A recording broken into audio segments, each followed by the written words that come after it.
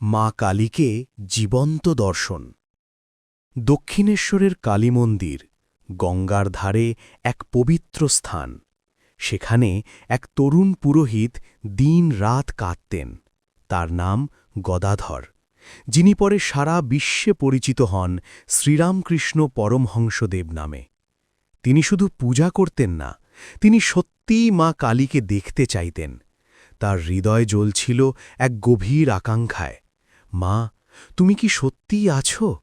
তবে আমাকে দর্শন দাও। দিন কেটে যায়, রাত কেটে যায়। লোকেরা ভাবত তিনি পাগল হয়ে গেছেন। তিনি কখনো হাসছেন, কখনো কাঁদছেন, কখনো অচেতন হয়ে পড়ছেন। একদিন ব্যাকুল হয়ে তিনি মন্দিরে ছুটে গেলেন। মা কালী যেন সাড়া দিচ্ছেন না। এই যন্ত্রণায় তিনি সিদ্ধান্ত নিলেন নিজের জীবন শেষ করবেন। তিনি মন্দিরের ভেতর থেকে মা কালীর পরবাড়ি তুলে নিলেন। ঠিক সেই মুহূর্তে হঠাৎ মন্দিরের চারপাশে অদ্ভুত আলো ছড়িয়ে পড়ল। মা কালীর মূর্তি জীবন্ত হয়ে উঠল।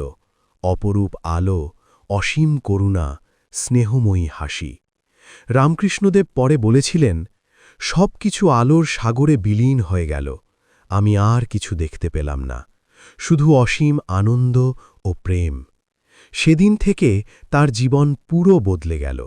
তিনি জানলেন ঈশ্বর আছেন এবং তিনি প্রেমময়ী মা। এই ঘটনাই তাকে করে তুলেছিল এক বিশ্বগুরু, যার শিষ্যদের মধ্যে ছিলেন স্বামী বিবেকানন্দ।